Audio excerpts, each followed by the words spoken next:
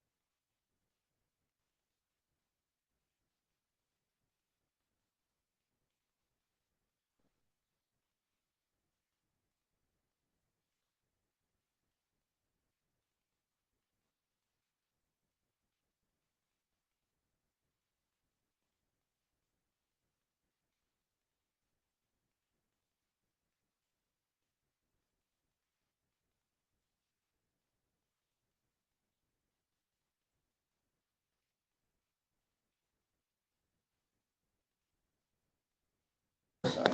Got it? Sean, Cindy, Bill, can you hear us? Yes.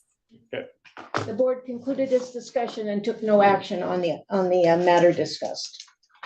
And now we'll go forward with the consent agenda. Okay. Bill, did you want me to make the motion? Go ahead, yeah. Okay, all we had in the consent were a number of pending rules that this board has seen at our past meeting agenda. There were no changes in, where did you go? No change. No changes from when the board last saw that. So with that, I move to approve the consent agenda. Is there a second? Second. Seconded by Ms. Roach. Any discussion?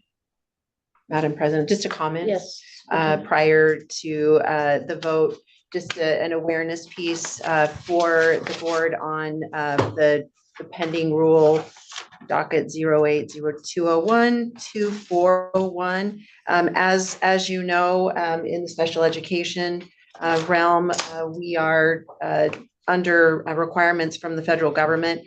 And so we are in the process of an OSEP review right now relative to this particular change. And so I just want to let the board know this will be coming back as changes take place on our review. It will precipitate other changes.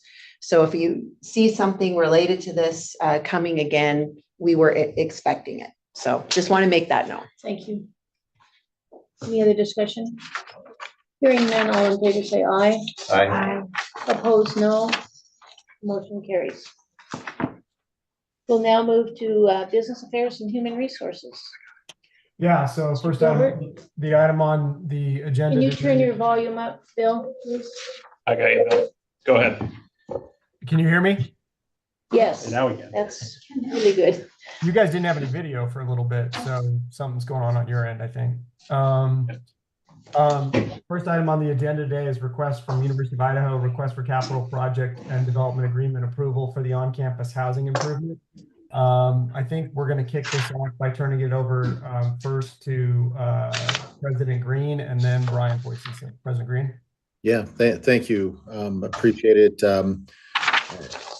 President Clark and board member Gilbert, we come to you again today. I think we've set this up before to get project approval for our housing project.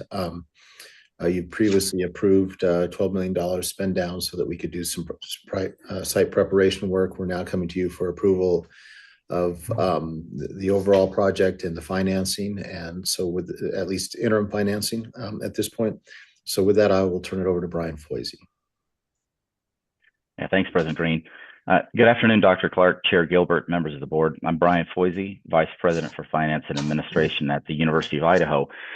Joining me today, you'll see on the call here are various members of the U of I team, as well as representatives from RJA, our General Project Advisor, PFM, our Financial Advisor, and Ballard Spahr, outside legal counsel for the project.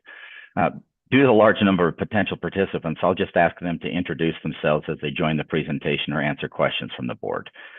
As President Green mentioned, our request today is for design and development authorization for our housing renewal and replacement project. Regarding financing, as per board policy, we will return to the board at a separate meeting. This will likely be late in Q1 or early in Q2 of 2025 for permanent financing authorization for the project. We'll also approach the board in December for interim financing authorization on the project as well.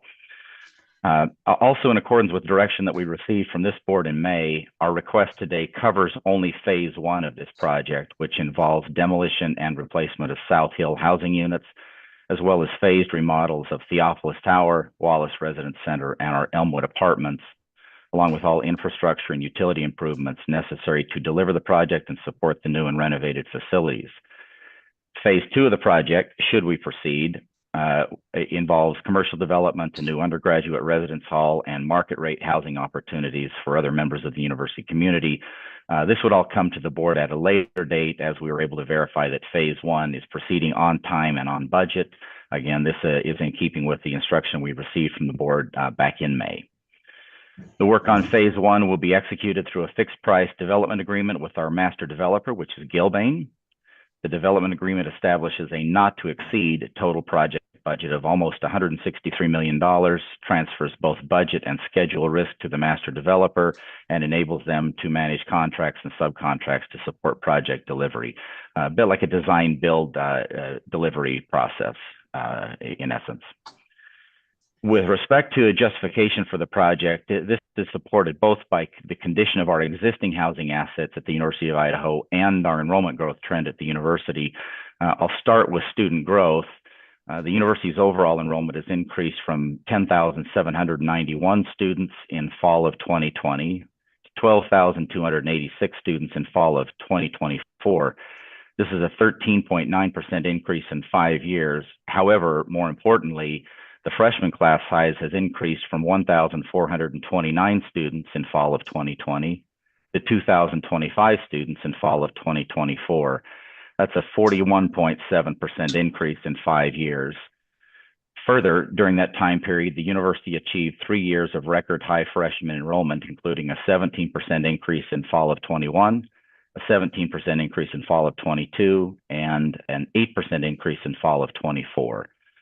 In response to that surge in enrollment, the university leased a local motel to add approximately 200 beds to the housing inventory.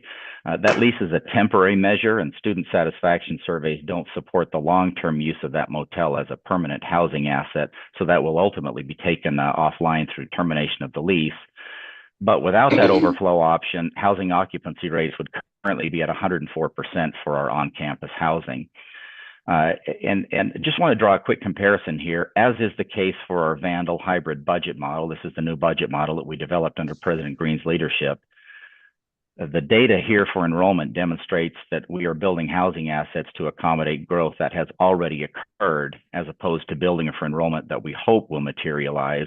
We follow a similar process with our Vandal hybrid model, only building revenues into our budget as they are realized. In addition, the proposed facilities represent less than 50% of the identified demand for new apartment-style housing on the U of I campus. We have RJA with us today, and they will speak to some of the rate and demand questions further into the presentation. With respect to the condition of existing housing assets, as some of the board members may be aware, the South Hill and South Hill Terrace apartments, which are the units to be demolished in the current phase of our overall housing project, these were modular Boise Cascade units built to a typical 25 to 30-year residential building standard. I spoke to our campus architect the other day, and he indicated that we had always hoped we could perhaps squeeze 50 years of life out of those facilities. I think the technical term he used was EEK. Given that those units were built in the 70s, making them now over 50 years old, we appear to have achieved our goal of squeezing 50 years of life out of that modular residential construction. However, those units are now well beyond their useful life. We have 4 of those buildings that have already been demolished over the last 10 years, and another 3 buildings that have been mothballed and are currently offline because they're quite literally uninhabitable. In addition, students have highlighted many concerns with the accommodations and amenities available in both Theopolis Tower and Wallace Residence Center. Those facilities were both constructed in the 1960s, so they're now approaching 60 years old. Just to give you an example of the kinds of concerns identified by current students, they include things like lack of air conditioning, the communal showers in some of these facilities, limited privacy in or limited access to restrooms, serious mold problems due to poor ventilation, and outdated fit and finish. In short, the condition of those primary undergraduate residence halls is diminishing the overall student experience. Also important to note that the construction activity assigned to phase 1 of this overall housing project is strategically linked to other related initiatives that the university is pursuing under President Green's leadership. Investments in research activity and major new grant awards mean we have more postdocs and graduate students on campus. The Moscow community simply does not have sufficient resources to meet the housing needs of these students, and available housing on the university campus is inadequate and well beyond useful life. Improved housing options are critical to our ability to attract and retain the talent required for the highest R1 research designation. Just a bit about the project itself. It involves the demolition of 431 existing beds in the South Hill neighborhood, new construction of 251 single student housing beds, and new construction of 150 married and parenting housing beds, as well as renovation of 986 beds in Wallace Residence Center, renovation of 406 beds in Theopolis Tower, and renovation of 24 beds in our Elmwood apartments. The renovation of South Hill neighborhood essentially replaces all the beds to be demolished, but does so using only 1/3 of the old footprint, meaning we're preserving future development potential for enrollment growth and or other revenue generating opportunities. The old apartments that are presently on the other 2/3 of the South Hill site will not be torn down until the new units are in place, so this allows us to continue to collect rent during the construction of the new units. Finally, as I mentioned, we'll also eventually end the lease of the motel north of campus, known as North Campus Communities, thereby reducing our bed count by 200. I'll now hand the baton to our project advisors from RJA. They'll discuss relevant project comparisons, the components of the overall project budget, rental rate studies, and rate benchmarking. Richard? Good afternoon, board members. My name is Richard Reith, and I'm a principal at Reith Jones Advisors, or RJA, and we've had the pleasure of working with the university since the onset of this project. As Vice President Foisey mentioned, a significant driver of these projects is enhancing the residential experience for U of I students.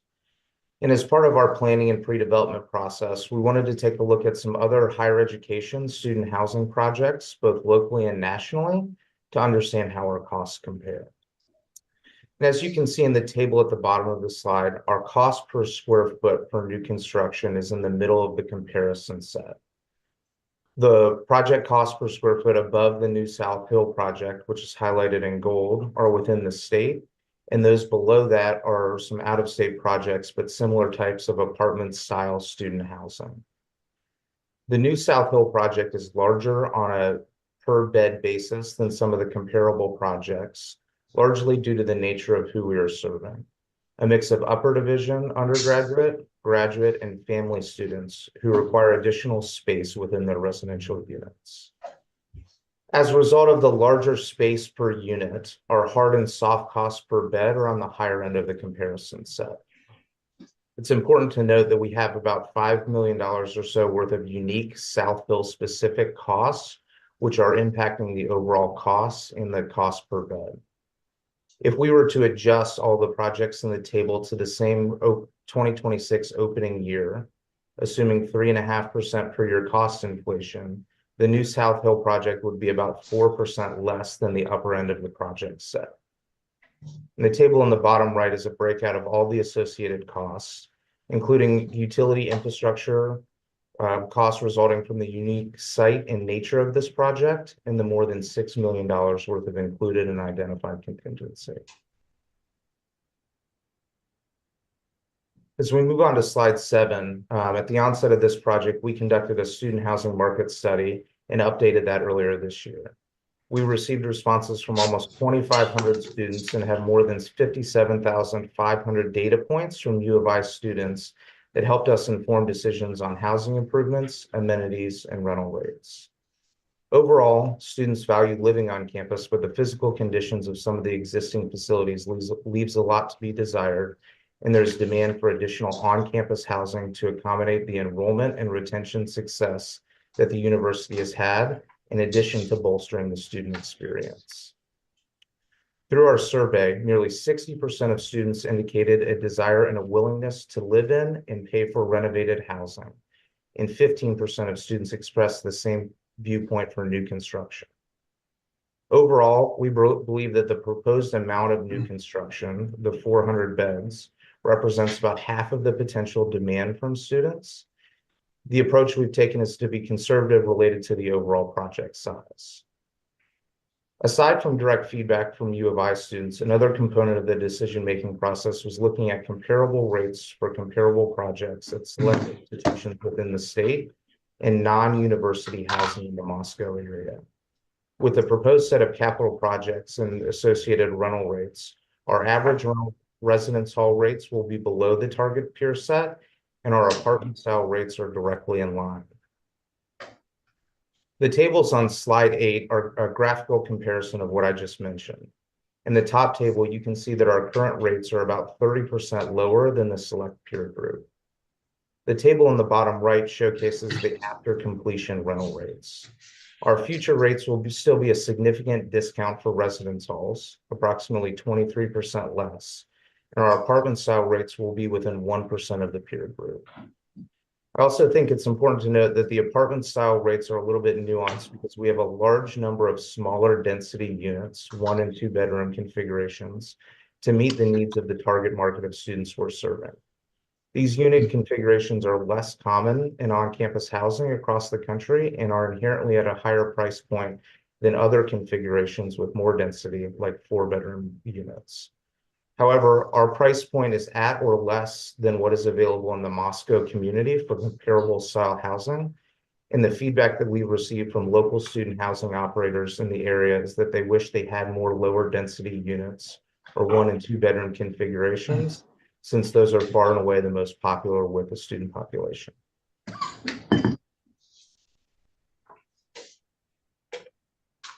Anything else, Richard? No. All right, thank you. If we move to the next slide, Ballard Spar will now discuss the development agreement, which is the vehicle through which we will deliver the buildings in this phase of the project. John, can you cover that, please? Absolutely, sure. And as Brian mentioned, I'm an attorney with Ballard Spar, and we're UI's outside counsel with respect to this project.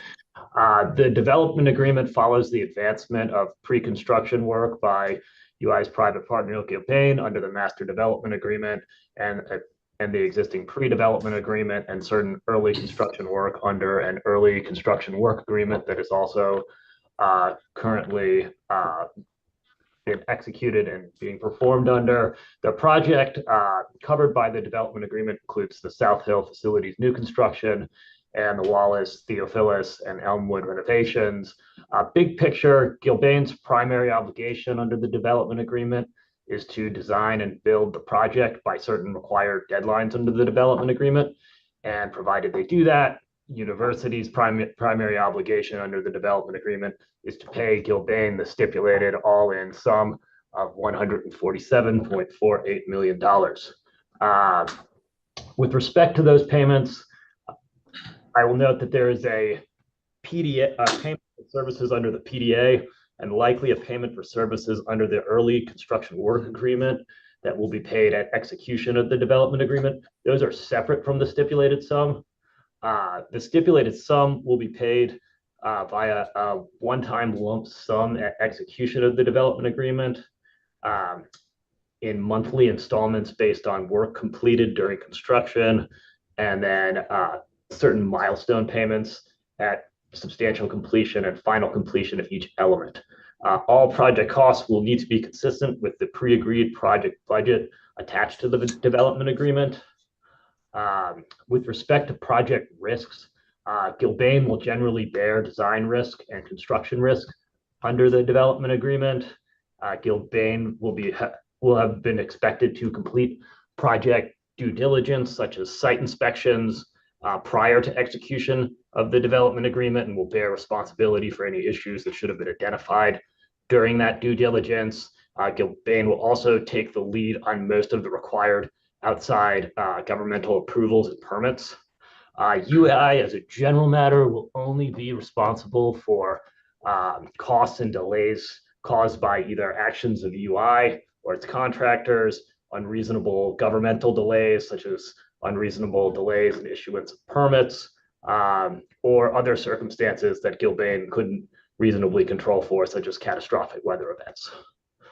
In terms of assurance of Gilbane's performance under the development agreement, UI has broad inspection and oversight rights under the development agreement.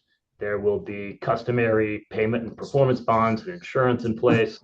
Gilbane will provide a 12-month warranty of its work under the development agreement.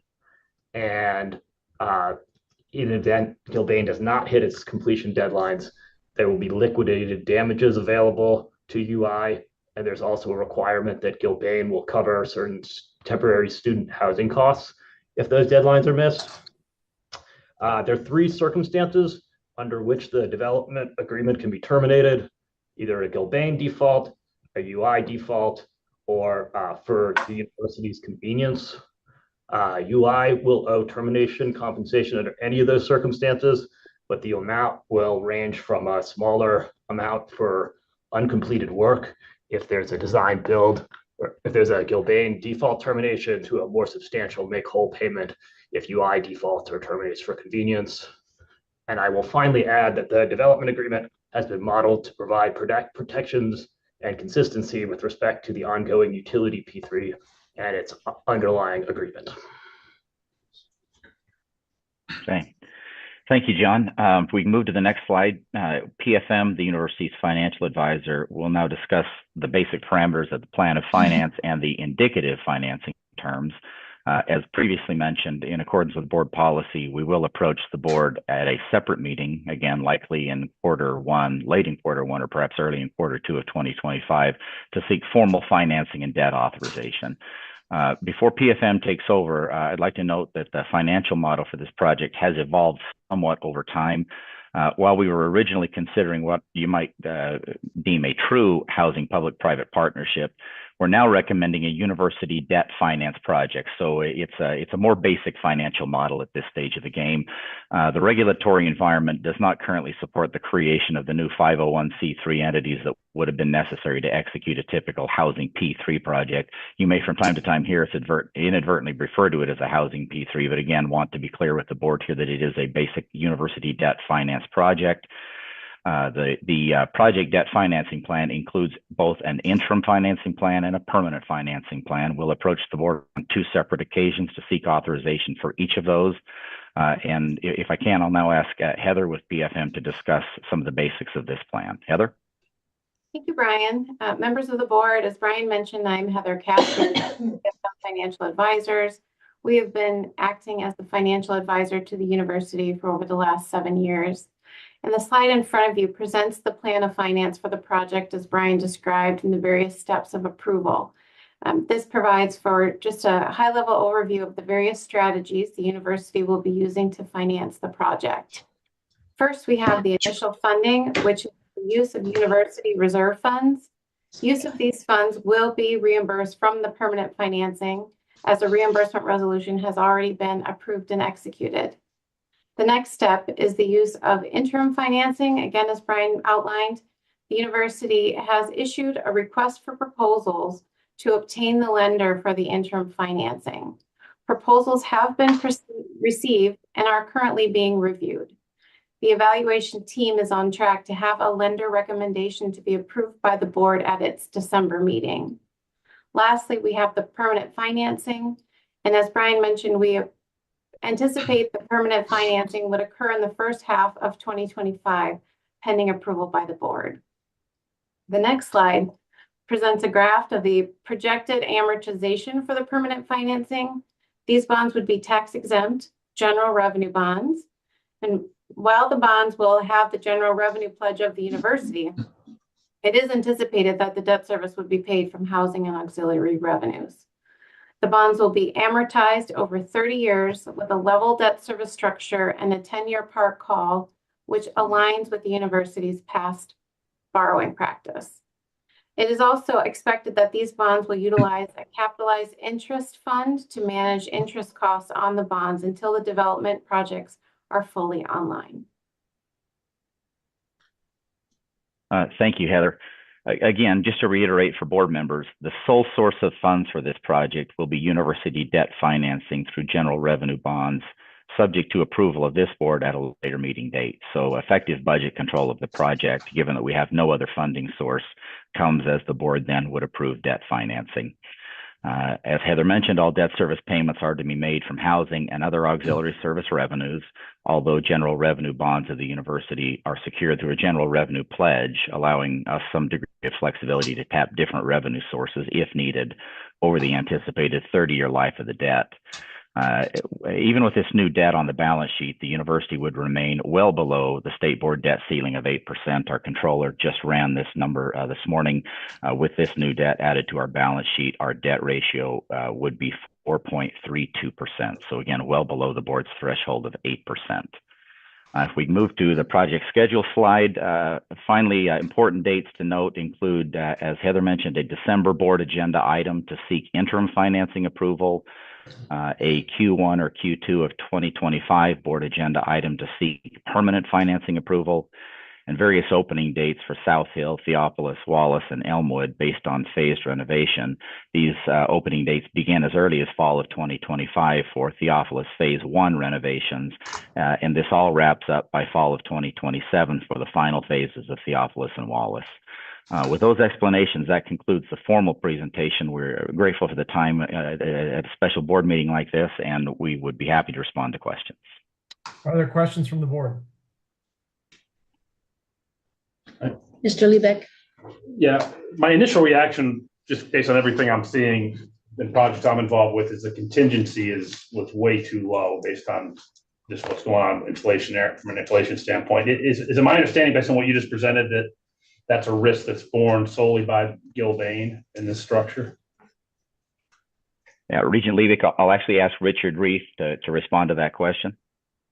Yes, Regent, under the proposed development agreement, when we execute it, if there are cost increases over the stipulated sum, that risk is transferred to Gilbane. And I should also note that there is about $1 million worth of cost escalation that is included within the hard cost numbers themselves that were in the table on slide 6. Did that answer your question? Can I ask Yes. one more follow-up? Since we're funding it with the university's balance sheet, have you guys run the debt ratios, and how does our balance sheet look post permanent financing here? Yeah, Regent Levick, we measured against the board's 8% debt burden threshold, and as I'd mentioned, we would come in at 4.32%. The university presently is just under 3% now, so keeps us well below the board's threshold. One final. Answer your question, Ryan? It does. Thank you. And just one final from me. My understanding is the revenue generated from the rental of these units covers the debt service. Is there enough there in that revenue to also cover the maintenance, or will the maintenance of these units on an annual basis be absorbed by the university's operating budget? Regent Levick, the financial model accounts for all operation and maintenance costs that we anticipate into the future, as well as debt service cost. So that is all built into the full model. And on that basis, it's cash, at least cash neutral based on our Correct. models. Correct.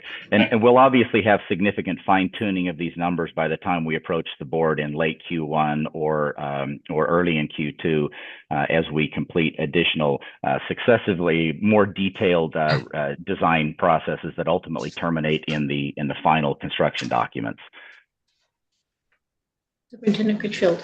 Thank you. Just a confirmation on the timeline that the completion was in August of 27. Is that what I saw on the chart?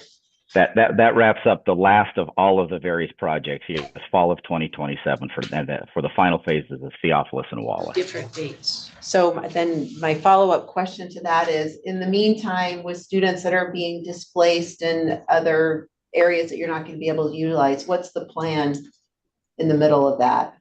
Yeah, Regent Critchfield, we actually have Cammie McClure, our AVP for Auxiliary Services, in the room there at the university. I'll ask her to respond to that question, please.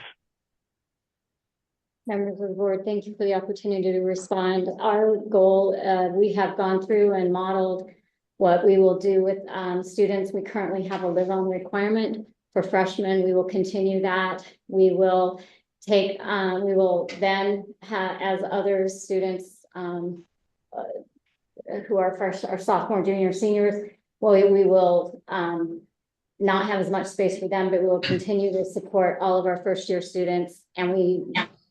Based on enrollment, what we anticipate for enrollment, we will have enough rooms. We will continue to keep our North Campus communities, those additional 200 beds, which will give us that overflow space that we'll need for students to remain on campus, our first year students to remain on campus.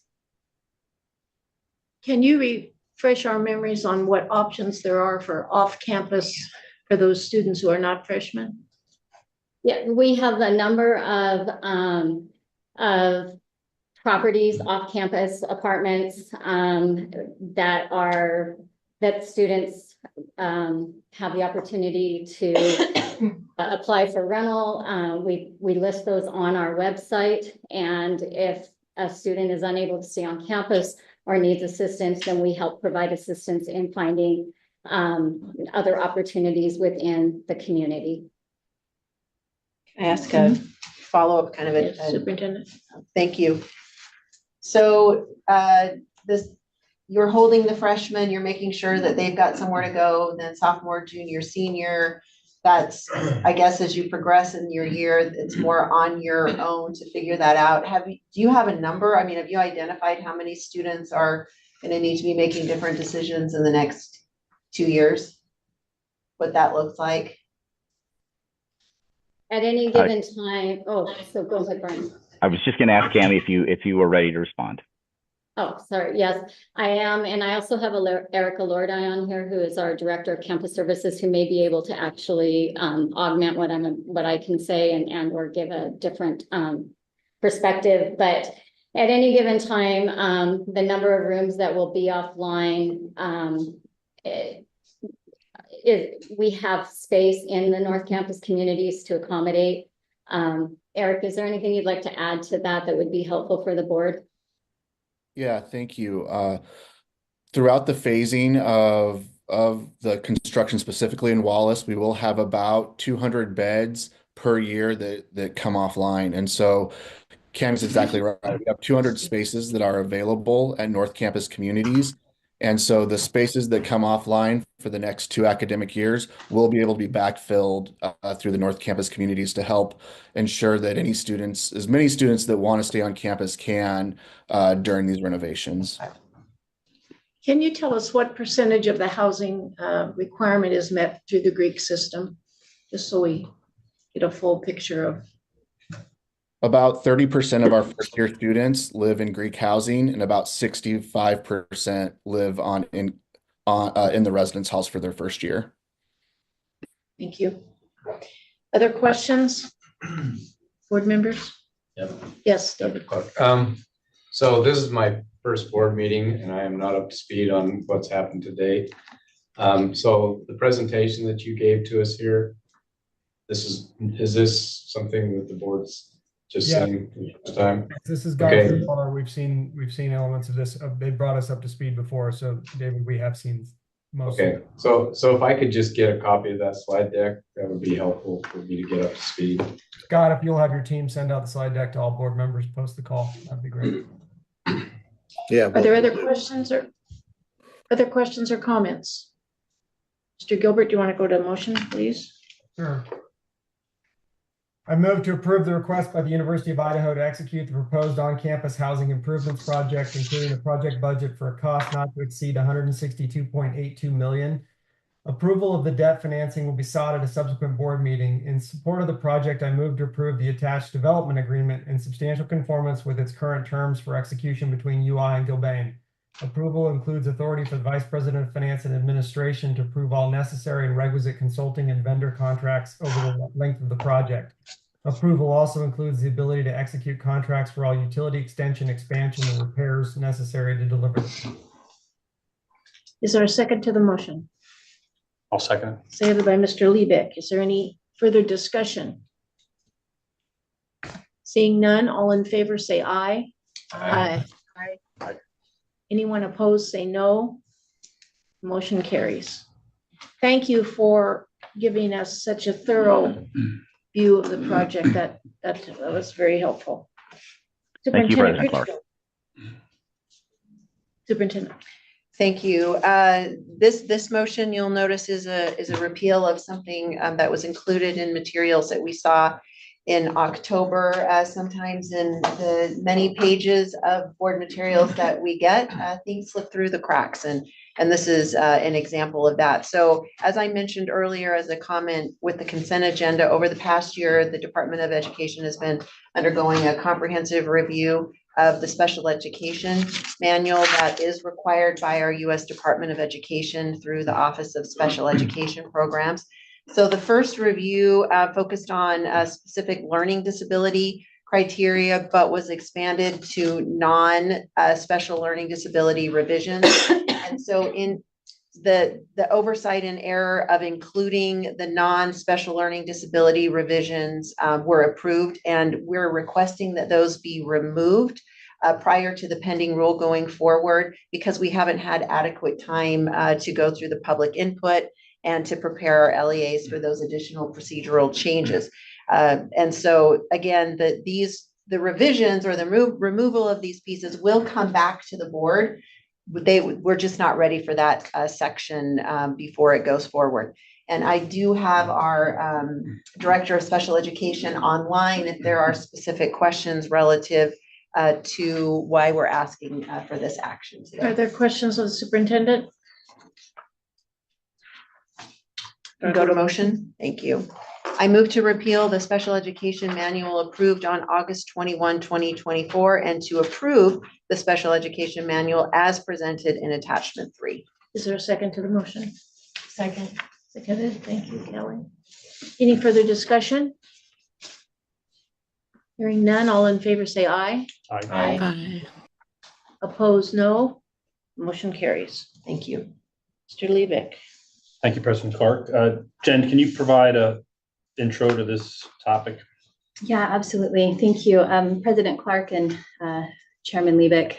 So as you know, we have a special meeting every November, and this is because of the negotiated rulemaking timeline. So there's a required public feedback window that closes after our October regular meeting, and the final submission of all of that documentation is due before your December meeting. So this is that special meeting to shore up all of the pieces for any negotiated rules that we're putting forward. Most of the rules were on your consent agenda because there were no changes since the last time you saw them. This particular rule, 080203, docket 080203-2401, this addresses the graduation requirements. It also includes the readoption of the special education manual. So you'll see a couple of changes in there.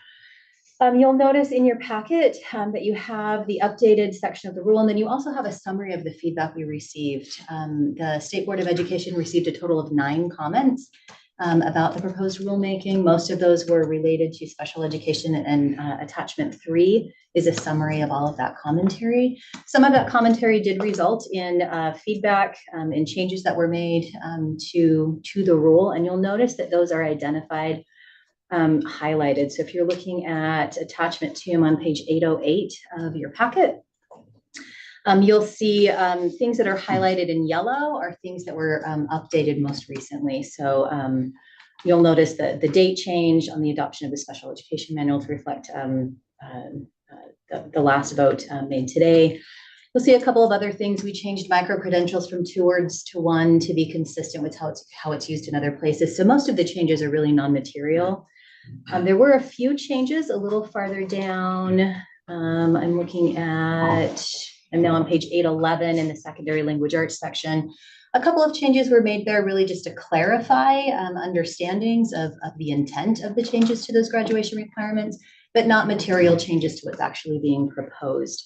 I know we have Greg Wilson here and Allison Duman, who have been working on a lot of feedback solicitation from stakeholders. So if there are questions, they could probably speak to some of those specifics. But all in all, we're ready to move this rule forward as a pending rule for the legislative session. Superintendent Critchfield, do you want to speak to the changes? Yes, I can. I think probably the most notable change would be replacing a communications graduation standard or requirement with one for digital literacy. We had this discussion a couple months ago to move the rule forward so that it could go out to public comment. Like you, I've received some that have come to the board email sharing opinions, and I've also had feedback to me personally as I'm out and about in schools and other community settings, both individuals who are excited. Well, first of all, I'll say this. I've not talked to anyone who doesn't believe that the digital literacy component is important.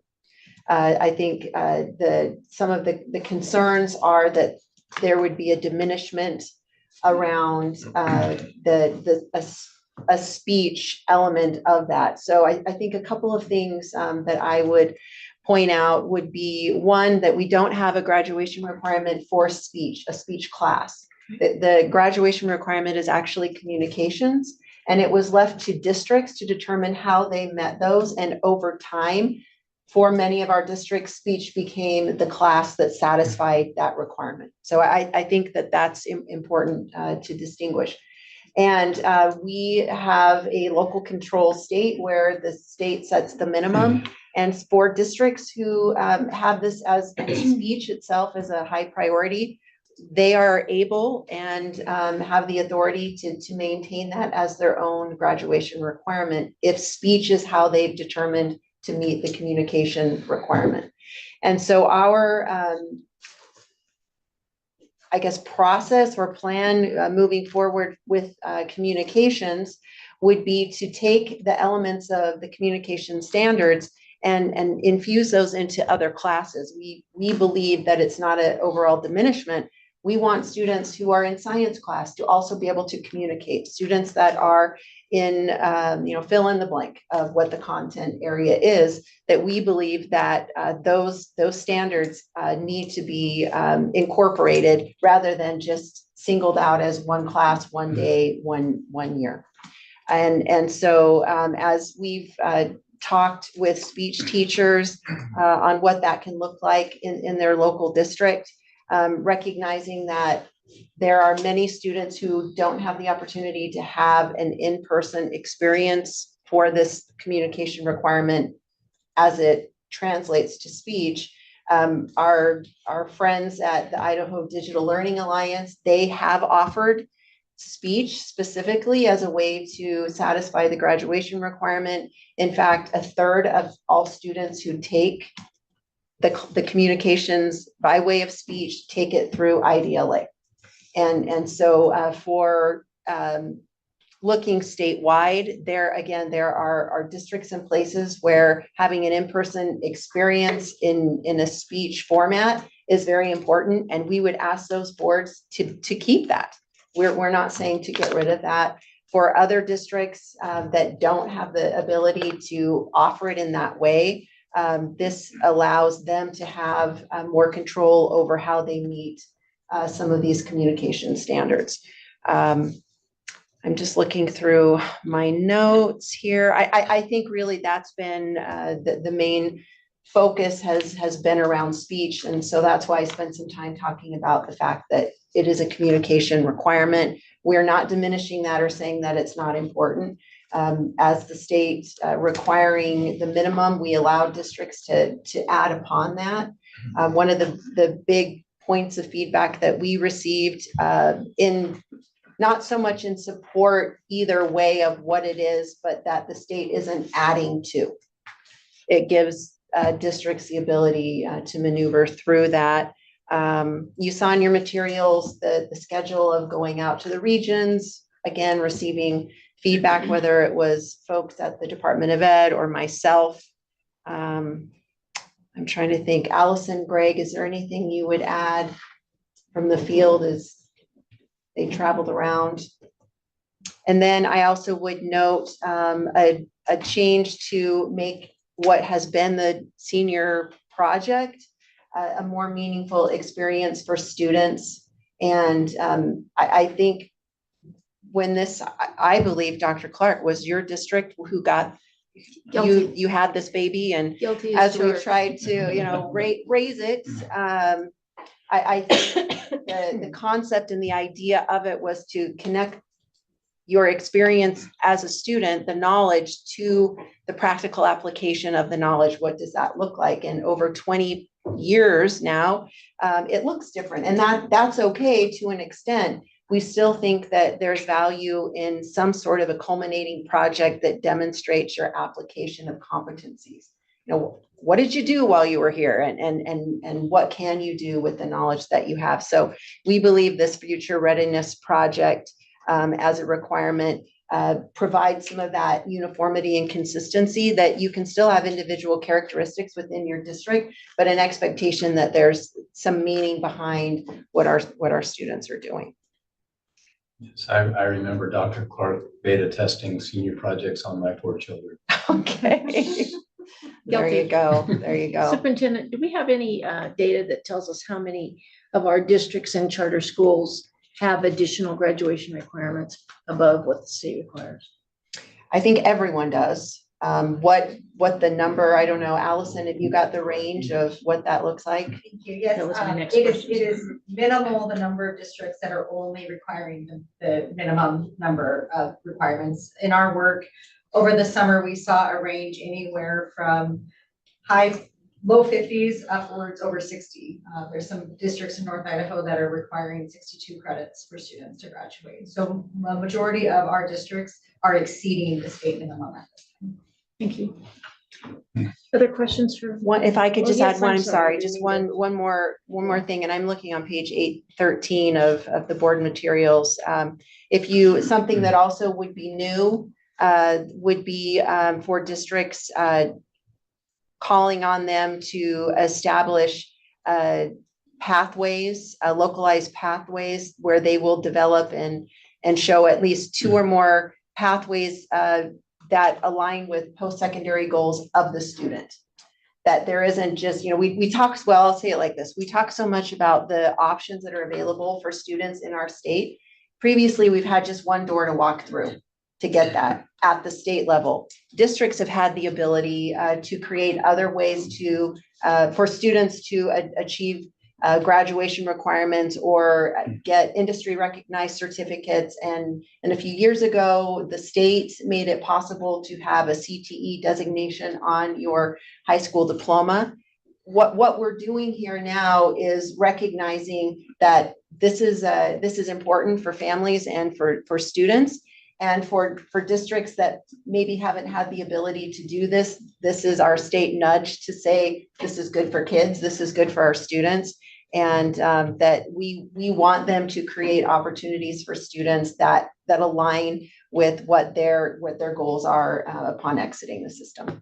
Allison, Greg, again, anything I've left out there? No, I would just say we received a lot of really positive feedback because for our school districts and public charter schools around the state, this is an opportunity for them to highlight the opportunities they're providing that are in alignment with local opportunities, whether those are local economic opportunities or the fact that they prepare a lot of kids maybe for military service when they graduate. So this was very well received when we went around the state because they see it as helping provide a framework for deploying advanced opportunities, an example, but then also just being maximally transparent to students and families about what opportunities they provide at the local level and how those align with local opportunities.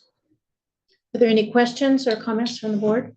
Can I just make one comment? Yes. To that vision, Debbie, with the new administration, the time may be right. Okay, I think being able to then take what your vision, what you just said, and then now layer in that assessment piece and say, rather than a one size fits all assessment, we're going to have assessments based on pathways. That could be another big push, right, to get districts thinking differently about. Oh, absolutely. And I think for many students, it's a real game changer for the relevancy of why they're in high school. Right. That again, it isn't the one size fits all, but this is what I want to do. And now I see what I need to do to reach that goal so that, upon graduation, we're saying, here's the confidence, the knowledge, the skills that you have. Now go, achieve those next things. Would you like to put a motion, Mr. Lebeck? Oh, sorry. I move to approve pending rule docket 08-0203-2401 as submitted in attachment 2. Is there a second to the motion? Second. Thank you, Ms. Roach. Is there any further discussion?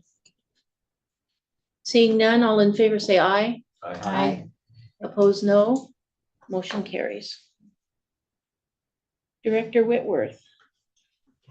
So thank you, President Clark, and appreciate the time to talk about our next item on the agenda.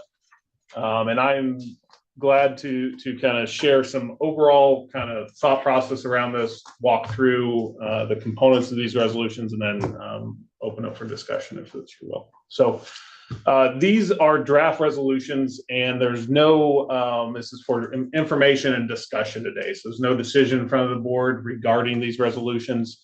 The purpose is to begin the conversation around these resolutions with our board members, leaders in our communities and our institutional leadership, to make sure that we are kind of approaching, some of these really hard conversations that are important and happening across our nation, in the idea of the principles that higher education pushes. And one of those principles is rigorous debate and evaluation of hard ideas. And I think, one of the things we want to have as part of our ethos in higher education is that we have those hard conversations, we come to better ideas through leadership out of that. So that is the point at which we are bringing these forward, at first for discussion and then later for evaluation and moving forward with our institutions. We intend these resolutions to be discussed broadly with our community, but and work towards things in the coming weeks and seek board approval at some point, if so, the pleasure of the board. So as I walk through these resolutions, I'm not going to read them. But I will try to hit the high points and share some of the intent and context around these resolutions as we go forward. So there are 3 draft resolutions that are being brought in front of the board. Resolution on diversity, equity, inclusion in higher education, a resolution on governance in higher education, and a resolution on freedom of expression in higher education. And together, these represent the bulk of activity we're looking at today. The intent of these resolutions is to address the growing sentiment across that we're having across our nation around higher education and the impacts of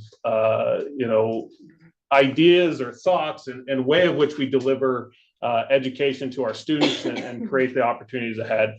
And this is in some ways really about trying to dispel the focus on things that are not at the core of our mission in education, but really draw into the importance of seeking to create outputs for our students that benefit our society, that benefit our communities, and provide opportunities for them in the future.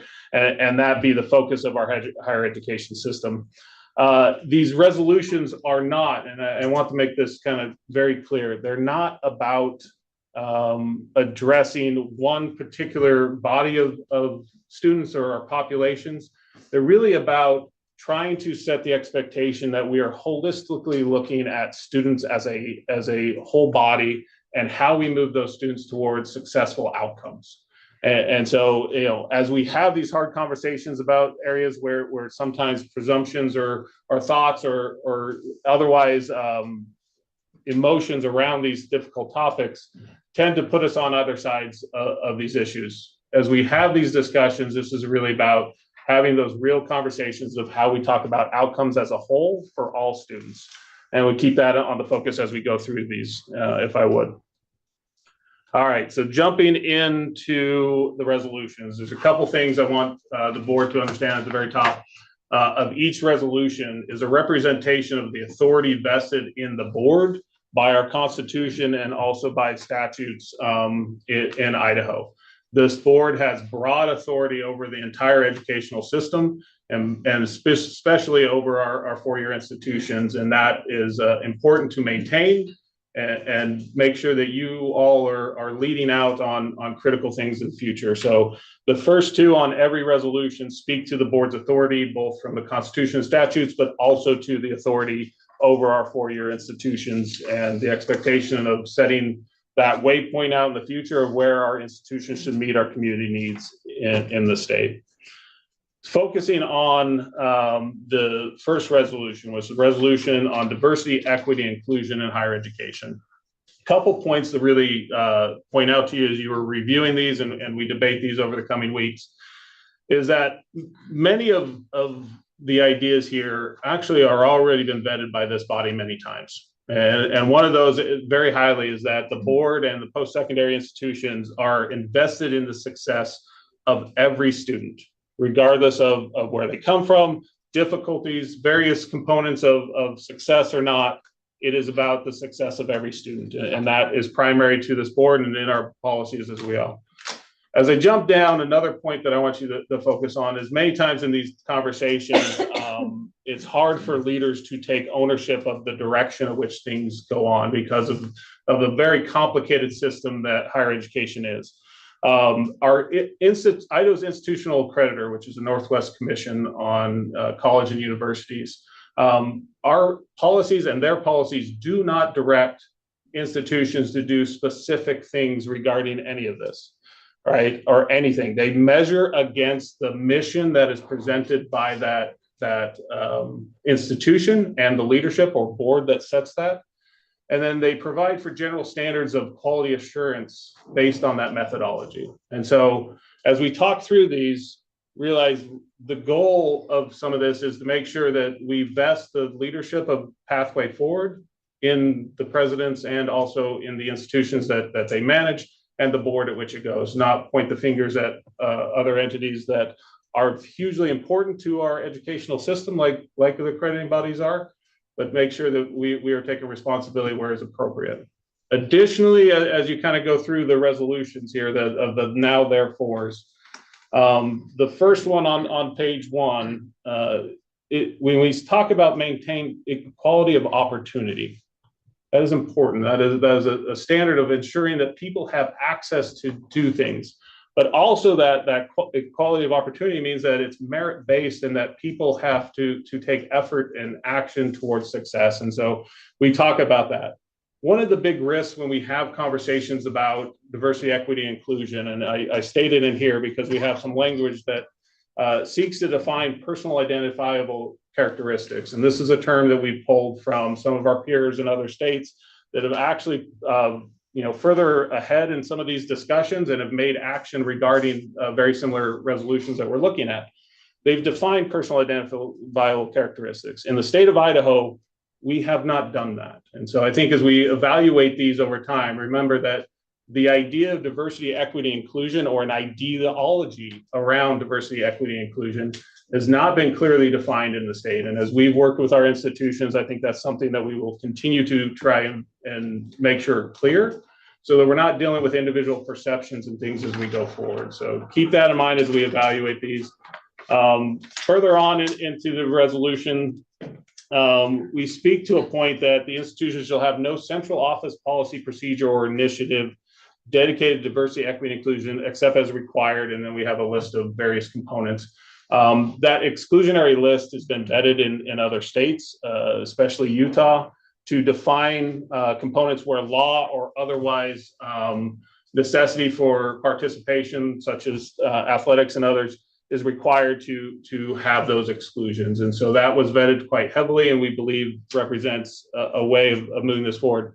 The representation of those offices is really around ensuring that students aren't separated into groups, but that the support services are available for all students. And so I want to be clear as we talk through these, this is not about removing support where people need it, but organizing it such that all students have access to all. It's really an inclusionary point of view. And that's further defined in the next section, which it says ensure that all student success centers are dedicated to all students. So it's setting these expectations that we are approaching this holistically and as one. And then the final one is kind of around the free speech and liberty that we expect our institutions and our students to have, is that no institution or employee shall be required to declare gender identity or preferred pronouns in any form of communication. This doesn't stop somebody from choosing to do it, but it does say that you cannot force a student to do that or otherwise require a faculty member to do that as well. And I think that's important as we talk about defending the liberties and freedom of speech and freedom of action, that those requirements of our institutions and how they operate are held tightly. So I'll move on to the next one and we'll go through all three and then kind of allow you guys to ask questions. So beyond that one, we also have a resolution on governance in higher education. I mentioned this slightly, kind of the intent around this one is ensuring that, leaders have the responsibility to make the decisions that are important for the success of our institutions and that we hold those leaders accountable for those and measure against that is kind of the overall intent around these. Interesting for all of the board members is the majority of this one exists currently in policy already. These have been strong measures that this body has taken over time to define the responsibilities of the presidents in regard to how they manage to success of the institutions and relating that back up to the board. Over time, sometimes this has maybe been forgotten. So this is a lot of reiterating those things that are currently in policy already. So as I dive through these, the full power and responsibility within the framework of the board's governing policies and procedures for the organization, it just affirms that the presidents have that authority, and we expect to measure those presidents towards success. Secondly, we obtain the necessary input from faculty, classified exempt employees, and students. This is important because these areas of our institutions are not, you can't operate them authoritatively, but you also have to do it from a engagement side and make sure that the employees and faculty and the students have input on what's going on. But equally, the responsibility still rolls up to the president. And as we jump to the next, the board understands the principle of shared governance, which sometimes is used as a reason not to lead, right? Is it mean the practice of participatory governance that ensures the voices of faculty, employees, and students are considered in administrative governance decisions, but presidents not to mean a practice whereby faculty, students, and share equal power with the presidents. And this is currently in policy and other activities. So it's not to exclude engagement and participation, but it's to reiterate that the board expects institution presidents to lead and make decisions that are best for the outcomes. Additionally, in this section, we speak to tenure faculty and annual performance. And this is already in policy, so this is nothing new. But this is about ensuring that the presidents are equally doing annual reviews of every employee. And then as part of the tenure process, doing a tenure faculty review to ensure that the alignment with the mission of the institution is being met and the expectations of the board.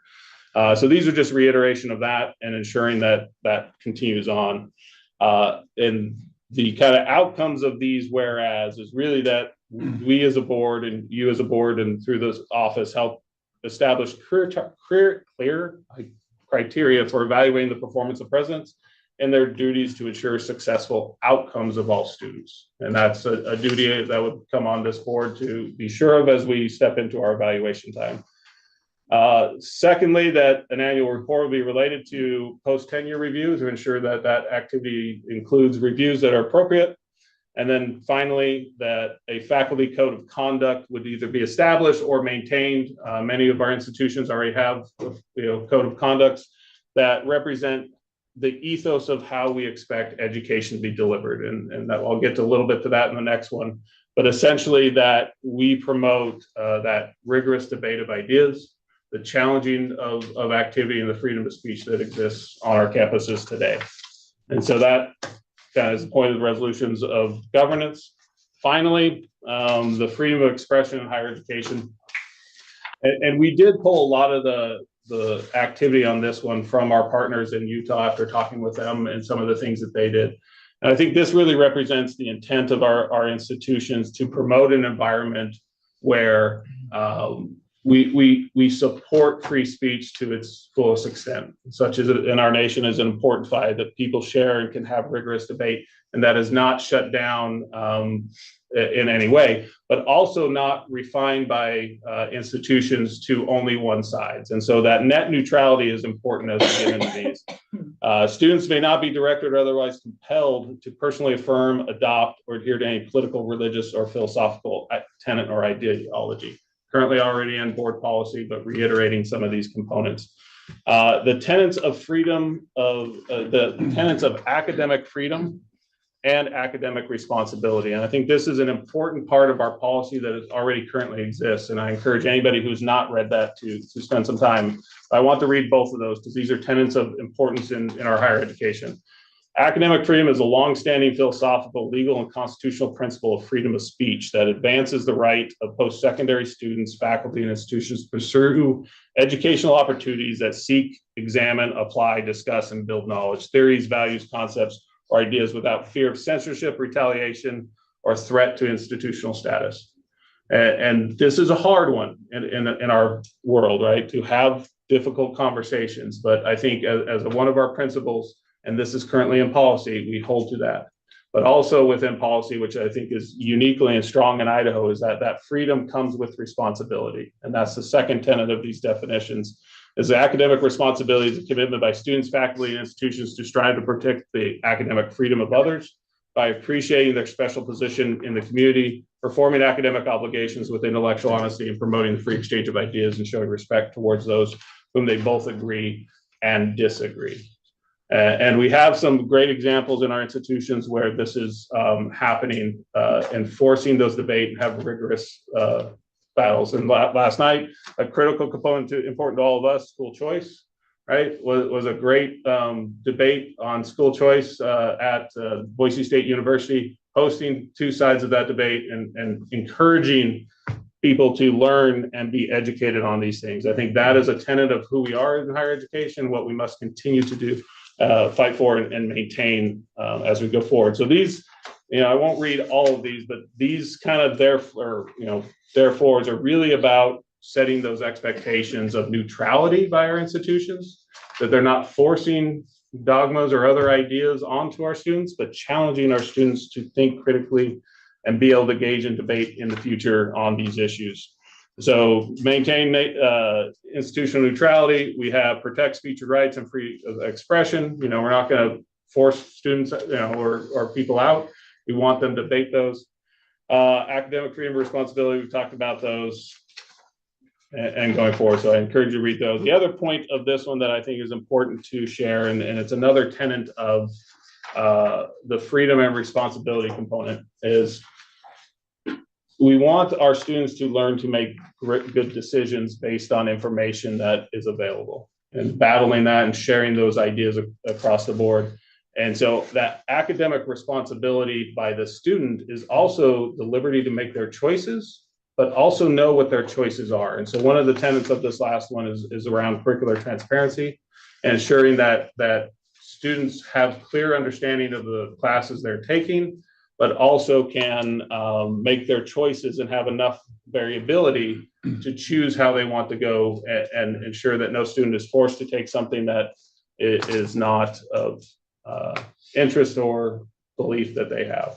And so I know that's at a high level, but in whole, these three resolutions seek to focus Idaho's institutions away from some of the national rhetoric that I believe doesn't represent our institutions, get us to make the expectations of our institutions that we represent Idaho and the outcomes and things that we're seeking, and set the importance on all students such that we can make their successful outcomes into our communities. So with that, President, Questions and comments?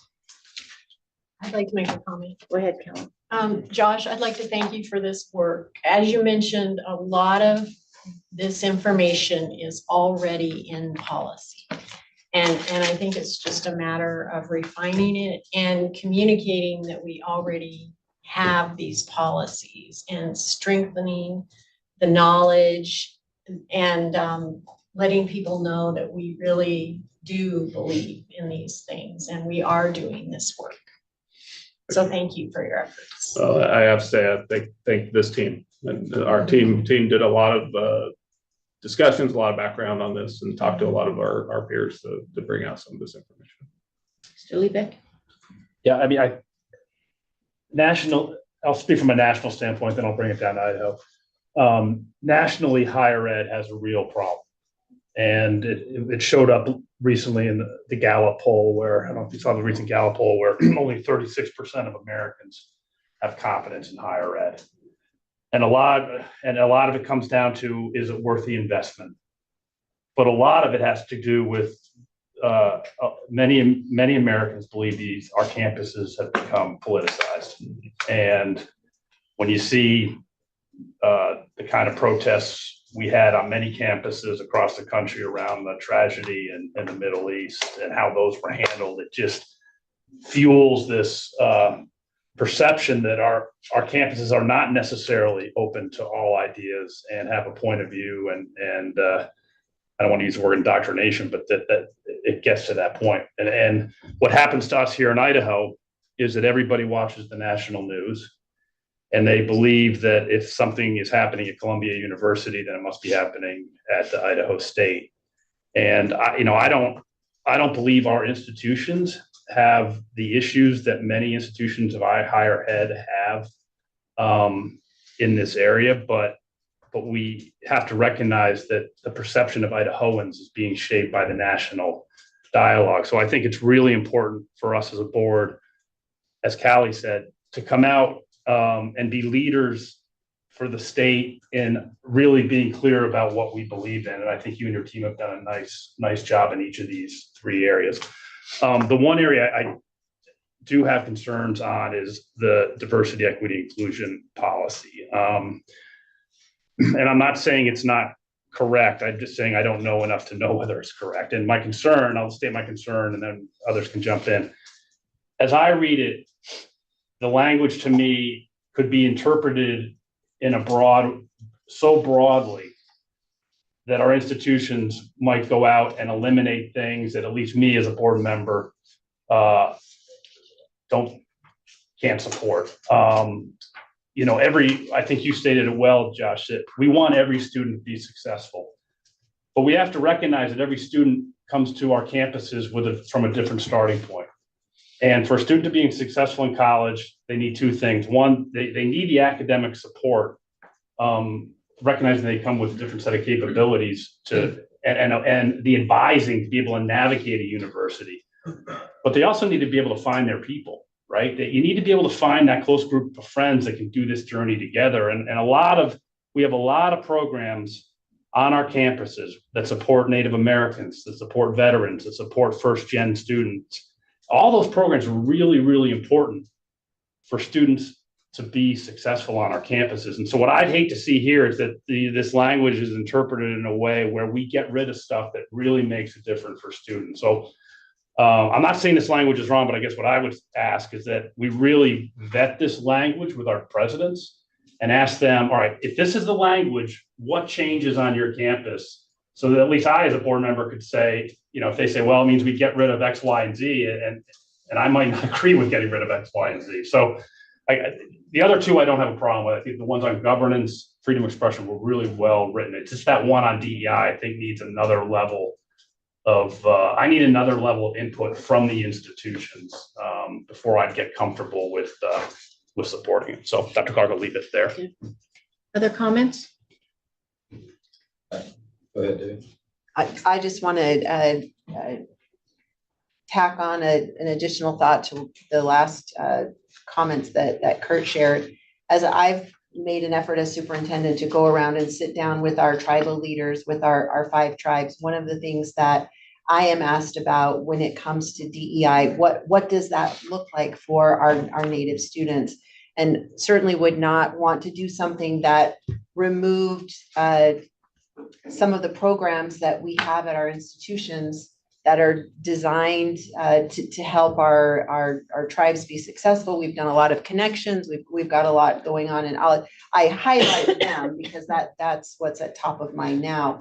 But I think Kurt's addressed more broadly that in the process of making a level playing field for all people to feel welcome and that you can see yourself on campus, that we don't do something that disrupts good work that we've done in another area. If I may, President and Superintendent Critchfield. Yeah, I think in some of the many discussions we have, those are critical elements that we still need to debate. Even the DEI task force of the legislative body has brought this up and ensured that we want to make sure that students have access and support wherever they're at. And I will say in some of the vetting that we're having with some of our other states, there's some great cohort type models that really help drive support around those and ensuring that students have, kind of to Kurt's point, the recipe of success that they can get forward and make sure that, I think in talking to our institutions already, ensuring that students don't feel alienated, but know that they have that support wherever that be, whether it's a Native American institute or some club that might be focused. It's ensuring that these type of activities still can represent the body of students. I agree with that. David. Dr. Clark, yeah, I appreciate, Kurt, your sentiment. I didn't read anything in here that would indicate that those kind of things would have to be done away with. I just speaking to a couple of these resolutions, and I think we'll come back to this point. I've been involved with the Boise State Institute for Advancing American Values, and they've been doing some really important work in that regard, bringing in a variety of speakers from all different backgrounds. And you don't see in Idaho those people being shouted down or canceled, so we had on the same stage Cornel West and Robbie George, right? And these two couldn't be more diametrically opposed philosophically, but they're great friends. And what Greg Carr is doing, supporting Idaho Listens going around the state, and you see civilized debate on a variety of topics. To the DEI aspect, we brought in Jonathan Haidt, who many of you may know, and I got a chance to spend some one-on-one time with him, and then we had dinner prior to his lecture. But he made a pretty compelling case. Now he's, probably from the left side of the spectrum, New York University professor, and his comment to a number of the legislatures at this dinner was that he said, number one, he met with Boise State students, faculty, and he said, you guys are doing great. But he said, across the university system in America, to your point, there are just a lot of things in the university system that are broken, and we've got to make sure we stay in our lane and that we don't allow ourselves to veer off into some of those vectors. But he did say, DEI have started with laudable goals that morphed into a perverse sense of identitarianism. I'm not quoting him exactly, but that's what he said. And that's identity has become this kind of way of separating us, right? Instead of bringing us together. And I think that's what we need to be focused on. And he said, frankly, DEI needs to be pulled out by the roots from the university system. So I didn't read this as undoing any of the things that you said are important, and I agree with you that they're important. So, we can give it some thought and make sure that we've covered those bases. But, that's my only input. I think the governance part of this is really important.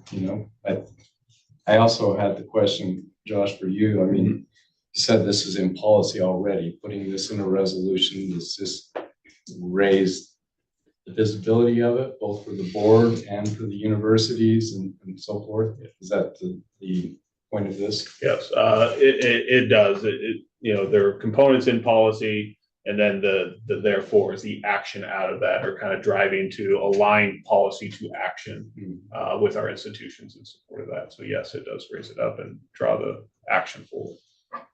And then, as you mentioned, the legislature's got a committee working on this, and it's going to be interesting to see what they come up with. But, hopefully there's alignment that we can achieve. The comments, Kelly? Dr. Clark, I might mention that the enrollment at all of our institutions is up, and that is an anomaly nationwide. So, we're doing much better than other states.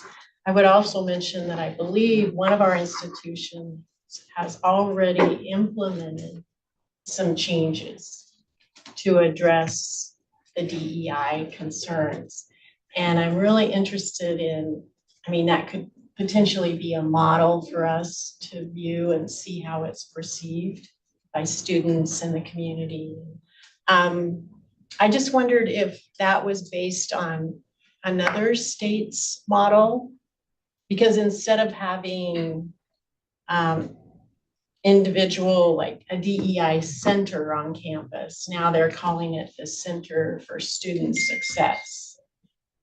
Was that based on another state? Do you know, Josh? Or if I may, I think it's based on vetting of multiple things across many states. So Okay. You're seeing things start to transition this way. And I would say it's not just one of our institutions. Actually, all four of our institutions have actually been working towards these, and I give them props for looking at these things intently and making sure that we're addressing the perceptions and concerns on our community. So there are actions in play already with our institutions. And like any good government, we ask all of our peers and figure out what they're doing well. And so there are discussions about student centers being about all students. And I think there's a motion or a movement across many institutions across our nation to focus on that. I think very much to what Mr. Turnbull said is, there's need to align and make sure that we come together as people, right? And act as one, understanding our differences and different things, but not seek to divide each other. And so a lot of this movement towards student success centers as a whole is happening. I will say it's not just in name only, because we get some of that pushback. And if I get the chance, I've been talking with the legislators, if I get a chance to speak with them in their upcoming DEI task force to share some of these things that are going on and things that we were working through. But what I see our institutions doing here is not just renaming things, because that's some of the rhetoric is actually making structural adaptations that mean we support students holistically. And I appreciate that. And I think it's because our presidents and entities are taking action to learn from others that have made these actions before. And I would just add, our presidents have been working very hard. We did not have the disruptions on our campus that Mr. Leavitt referred to with the Middle East crisis. We did not, there had to be reasons why we didn't have it. I think that's a safety net that they're beginning to build. I'm very delighted in the first two. I think we have had some frustrations with some pieces of that. And I see this memorandum as a means of reiterating our expectations in terms of governance and so forth. So I think it's timely. I think there's a place for all three of these. Dr. Clark, I think what Callie expressed with our enrollment going up is probably a result of the work we've already done. We're probably attracting a lot of out-of-state students, I'm guessing. Yes. Yeah. We do have very much so. Cindy or Sean, do you want to weigh in? I'll just say, I appreciate that Josh talked about the Idaho plan.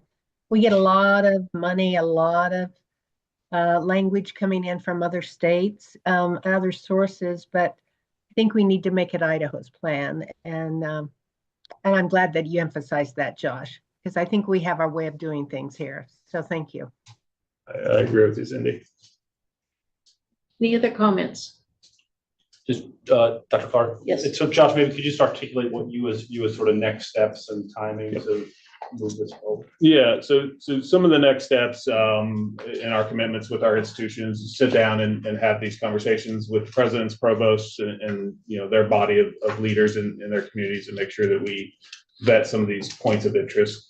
I would like to share these with the legislative body that's reviewing these, unless you guys have argument against that. It would be to share and have that dialogue with our legislative task force that's looking at this, our leaders in the legislative body, so that we're working through them, and then kind of come together and refine that, any changes and different things, and bring that back through our committee process that we have in the board to a potential board vote, depending on when and likely that would happen.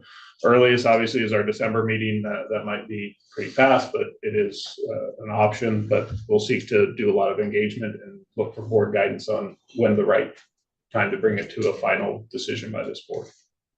So you would vet it with the folks you said in our institutions, hopefully with this legislative task force, and then it would come back up through HRSA. Is that correct? Plan? Correct. Yep, makes sense to me. Anything else on this topic? Hearing none, I will entertain a motion to adjourn. Move to adjourn. Thank you. Is there a second? Second. All in favor say aye. Aye. Opposed, no. Motion carries. Thank you.